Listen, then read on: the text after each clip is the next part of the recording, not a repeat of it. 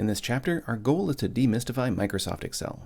Not just so that you can build a budget or sum a few numbers, but there's a deeper skill to obtain here: computational thinking. Spreadsheets, like Python code, give us a way to model, transform, and analyze data. So in this video, we'll take a first look at Excel. We're going to familiarize ourselves with the user interface and basic operations. So let's start at the beginning. What is a spreadsheet? At its heart, a spreadsheet is a digital ledger, which is a two-dimensional grid of rows and columns for organizing data. Each intersection is called a cell, and each cell holds one piece of information, like a number or some text. So a spreadsheet is a program that lets us display and organize data in a big grid format. But the power of a spreadsheet is not just in storing and displaying data, it's about calculating, sorting, filtering, condensing, querying, and visualizing it too. We can construct formulas to compute new values from our data, which are then automatically recomputed when our data changes. We can sort and filter rows and columns of data with just a few clicks, and we can generate detailed graphs to visualize our data in useful ways.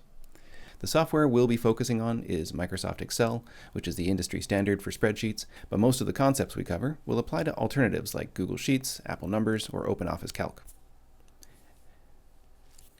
As a student registered at Carleton, you have access to Excel through the university's Microsoft 365 license. To use it, you can go to office.com and sign in with your Carleton account credentials. Once you've logged in, look for the drop-down menu button in the corner to download an installer. There's also an online version of Excel which you can access through the Apps menu in this same place. Okay, with that all said, let's take a first look at Excel. We'll start with the absolute basics, so bear with me if some of this seems pretty obvious. Let's start first with a walkthrough of the components of Excel's user interface. Most prominently, front and center is the work grid. This is the big empty area made of columns and rows where we can put all of our data, where the horizontal rows are labeled with numbers and the vertical columns are labeled with letters.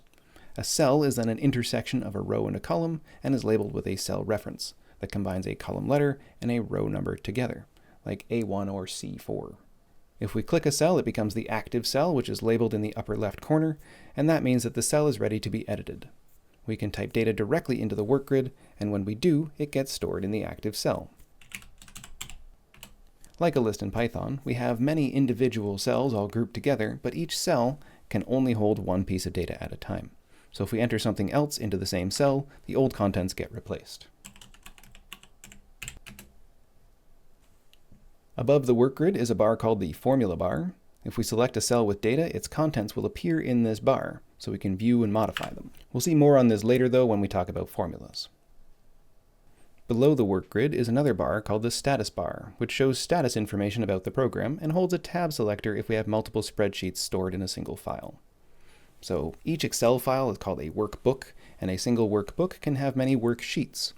This is useful if you have data that's related but distinct, like if you have multiple copies of a budget stored for each consecutive year, but all kept together in a single budget file. Worksheets can be added with the plus symbol here, and either renamed or removed by right-clicking. And then at the very top of the interface we have what's called the ribbon menu, and this is filled with several different tabs worth of tools, plus it's context sensitive, so even more tabs will appear depending on what you have selected. There are lots of menu options here, some things that we will cover in the course and some that we won't, so I'll skim the menus just briefly here for now. From left to right we have the File tab, which opens the File menu for saving, loading, and a deep options menu for changing program level things. Next to that we have the Home tab. This is for the most common tasks like fonts, formatting, and sorting data. Then we have the Insert tab for adding components like pictures or graphs. Then there's the Page Layout tab for displaying or printing purposes. The Formula tab for selecting various formulas to apply to your data. The Data tab for tools to import and manage that data. There's the Review tab for proofreading. The View tab for managing the window itself. An Automate tab for recording repetitive tasks. And lastly, the Help tab for some links to the Excel help docs. And like I said, this menu is context sensitive, so if you select a table or a graph, you'll get new tabs up here with options for those objects. If you have some other programs installed, or if you're working on a touch-enabled device, you might have tabs like Acrobat or a Draw menu to support those operations as well. So you can navigate around the interface with a mouse, clicking on whatever cell or menu option you're looking for. But Excel is also very keyboard friendly, so the more shortcuts you learn, the faster you'll end up working. With the work grid selected, you can move your selection around using the arrow keys. If you want to enter some data, you can just type whatever text you want, and that text will be entered into the cell. If you hit enter afterward, the data will be put into the cell and the cursor will move down. Or if you want to work with rows instead, you can enter data and hit Tab, and the data will be put into the cell, but your cursor will move to the right. If we start typing into a cell that's already occupied, the existing data will be replaced by what we try to type. If we don't want to do that, we can hit Escape to cancel our edits. If instead we want to edit the contents of a cell without replacing them, we can click on the formula bar, or we can use the F2 key to begin editing in place. Notice I now have a blinking cursor within that cell, and if I start typing, notice now instead of replacing the contents, I'm modifying them. Side note, if your keyboard has a function option on the F keys, you'll need to hit function and F2 instead of just F2. There are lots of other keyboard hotkeys available, and I'll try to point out the ones I use throughout the course, but chances are, if you find you're doing a common task a lot, a quick search for a hotkey may save you quite a bit of time. You can mouse over the menu options in the ribbon menu to get a little tooltip, and that'll tell you if there's a hotkey associated with a given tool. For example, if we hover over the Auto Sum tool, it explains that it adds up to the selected cells, and that it can be run by pressing Alt equals. Another way to use the keyboard to navigate menus is if you hit the Alt, then little yellow letters appear on the ribbon menu tabs. If we hit H for Home, then the letters move into the ribbon menu's tools. For example, if I hit FS for font size, we can then change the font size, pressing up and down, without using the mouse. So there's lots to explore in the Excel user interface, and I encourage you to pause the video and try it out for yourself. Make sure you feel comfortable. Next up, let's talk a bit about data in Excel. Each cell in the work grid acts like a variable to store data. A cell can hold one value at a time, and Excel will try to guess which type of value it is. Some of the basic types include numbers and text. So numbers, as we've already seen, work pretty much the way you'd expect a number to work. It supports operations like arithmetic and comparisons, like we'll see in just a moment. We can also put text data into a cell. These are generally considered to be labels, but Excel does contain some support for modifying or creating text as data too.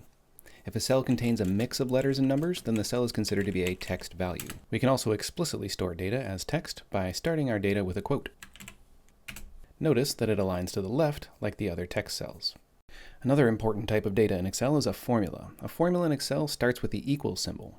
For example, we can do some simple arithmetic by saying equals 5 plus 3, and the result of that math is displayed as a number in the cell.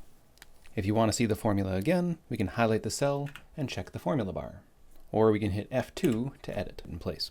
We can refer to other cells inside our formulas by using that cell's name or its cell reference. For example, I can say equals D6, and that refers to the highlighted cell there. I hit Enter, and now I've copied its value. We can also use the cell references as part of larger formulas. For example, I can say equals D6 times 2, and this takes the value in cell D6 and multiplies it by 2, and then stores that result into our active cell. Excel also supports logical or Boolean values, so for example, we can put a comparison operator into a formula, like equals D6 greater than 10, and the result is either true or false. There are many other types in Excel, like dates, times, fractions, currency, percentages, etc. Lots of them are actually just numbers that are displayed or interpreted differently. For example, a date in Excel just looks like text, but it behaves like a number. And that's because they're actually stored as a number, which represents the number of days since January 1st, 1900. So we can, for example, just type a number like 7 or 45,678. And then, if we format these cells as dates, which we can do from this drop-down box at the top here in the Numbers section of the Home menu, then these numbers are now dates. We can see 7 became January 7th, 1900, and the 45,000 became a date somewhere in 2025, which is apparently about 45,000 days or so from 1900. Since dates are stored as numbers, this means we can also do math on them. So for example, if I wanted 1 week from this date here, I could say equals D17 plus 7. And now we've added a week to one of our dates. You can also just enter dates directly, but there are some caveats. So for example, I can type 02/01/10, and that becomes 2002 January 10th on my machine because my Windows operating system uses a year, month, day, date format. Other people's systems may use a different format like month, day, year, so your results may vary by typing in this same value. You can also do short dates like 3/2, and that becomes the 2nd of March. But if you intended that to be a fraction rather than a date, then you're out of luck because Excel will interpret this thing as a date. So you might be tempted to get around that using a quote, so you could say something like quote 3/2, but now instead of being a number that's text, so still not a fraction. So in that case, we shouldn't expect to be able to do math on it, like for example, equals D21 times 2. So 3 over 2 times 2, we would expect that to be equal to 3, but instead we get some weird number, 91,436. What's happening here is it turns out even as text, Excel tries to interpret 3 over 2 as a date, and so it's multiplying these two things, just yields another date that's twice as far away from January 1st. Format this as a date, we can see somewhere in 2150. So watch out for dates in Excel. They behave in unexpected ways and they can sneak up where you're not expecting them. But they are also quite useful. Some useful hotkeys to know for dates include Control and then semicolon to enter the current date, and Control Shift semicolon, so Control full colon, to enter the current time. But what happens if you did want to enter a fraction, which might happen sometimes in Excel? You can do so by using leading zeros in order to convince Excel that it's a number. So instead of 3 over 2, you could say 0 space 3 over 2, and you can see Excel converts that to 1 1/2, which is the same number. And we can do math on that, so I can say equals, that's D25 times 2, and we can see 1.5 times 2 gives us 3 as we expect. Next up, let's consider a more practical example usage of Excel. So imagine I put out a simple survey of students in this class, and I've collected a bunch of response data into a CSV file. CSV stands for comma-separated value. It's just plain text that's structured to hold some data. So each new item is separated by either a comma or a new line. Notice that this data is more or less already a grid of information minus the neatly organized lines. It's the sort of plain text file that might be very easy to generate using Python. We can open that same file in Excel. Note though that this is not a normal Excel file. It's still just a CSV. When we open the file up at the top, Excel gives us a warning saying that much. It says some features may not be available, but what that means is that if we do any of the fancy stuff in Excel, like adding formulas or graphs, or even just differences in font sizes, if we add some of that and then try to save this as a CSV, which is again just plain text, then all that fancy stuff won't be saved and we'll lose it all. So CSV files are not Excel files, but Excel can open them. So our first step will be to save this file as a proper Excel file. You can choose the drop-down instead of CSV, choose .xlsx. Alright, now the warning is gone and this file will support all of the bells and whistles of Excel features. So, we have our survey data in Excel, but it's a bit messy. Some of the columns are too narrow, the numbers aren't formatted, and the plain styling makes it all look kind of flat. So let's clean this up a bit and learn some more Excel features in the process. So let's start with a quick skim through this data. We can see we have a row of labels up at the top called a header row, and then each subsequent row below that appears to be data related to a single survey participant. These are each called records in our data. Notice though that without the data labels, this information is just a series of text and numbers that isn't really comprehensible without the author's memory in order to interpret it. So just like we have Python comments and proper variable names, labeling data in Excel is just as important, if not even more so. So the first thing I notice when I look at this data is that I can't see it all. In Excel, when the data is wider than the column, it might get displayed as spilling over into the next column if there's room, or it might get hidden behind the next column if there's already data there.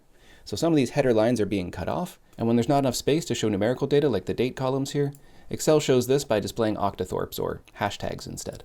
To fix all of these issues, we can just widen the columns. The simplest way to do so is to mouse over the divider line between two columns, and the cursor will change into a resize option. Then you can drag manually to resize how you like it, or double-click to auto-fit the contents. If we want to do this for all columns, we can select everything, so Control or Command plus A, and then we can use the menu to go Home, Format, into the Auto-Fit Column Widths option here, or you can type Alt-H-O-I and jump there with your keyboard. And now we can read all of the headers and see all of the dates. Next up, we can add some simple styles to our data to make it more readily readable. For example, we can use a bold font to make the header row more apparent. We can do so using the button in the Home menu, or we can just press Control or Command B for bold. And if we wanted, we can add darker border lines to the table to give it more of a visual structure. So we can click Border and then go All Borders, or if we want, there's a More Borders option. So we can go More Borders and use this full border menu here. This has the options for line style, line color, and toggles for different parts of the border lines. If we start from the presets, we can turn everything on, which gives us outlines and inside. And then we can remove just the ones that we don't want. And then we can select OK, and now each one of our records is outlined together, giving it a sort of visual cohesion. Now, looking at the actual data, for each survey record, we have the student's name, age, their year of study, and their major. We also have the number of hours that student spent studying in this course per week, their average commute time in minutes, their grade in the course, their tuition paid, and a yes/no Boolean column about whether or not they like cats. We also have their favorite drink and the date that they took the survey. So we can clean up this presentation a bit more by formatting our numbers appropriately. For example, the student's grade column should be a percentage instead of a floating point number. We can fix that by highlighting the whole column, so click the column letter. And then in the number section here, instead of general from the drop-down, we can pick the percentage option. There's also a convenient button below that that speeds up selecting that same option. Or we can even just hit Control %, Control Shift and 5 to do that with a keyboard shortcut. Note that this multiplies the values by 100 and then adds the % symbol. Similarly, we can format the numbers under the tuition paid column as a currency. Again, we have a quick button, or we can use Control Shift $, or Shift 4. And now our tuition numbers have $signs in 2 decimal places. If you need to work in other currencies like euros or yen, there's a drop-down with more formatting options as well. Now, beyond making our data look nice, Excel also has some built-in operations for sorting and filtering that data. For example, if we wanted to sort our records based on how many hours each student spent studying per week, we can select a cell in that column, and then go to the Home menu. There's a Filter and Sort button. So we just click largest to smallest, and our data sorts according to that column. If you're using an older version of Excel, it might ask you first if you want to expand your selection. So rather than sorting just a column, you're sorting the entire table based on that column. In the latest versions of Excel, it automatically expands that selection. So when you sort by one column, all of the records stay together when you're sorting them. So notice the entire rows moved when I sort, and not just the columns that we're selecting. There's also a custom sort option, which lets us set up multiple layers of sorting, so that, for example, when 2 students have the same number of hours studied, we can sort by their commute time if we wanted.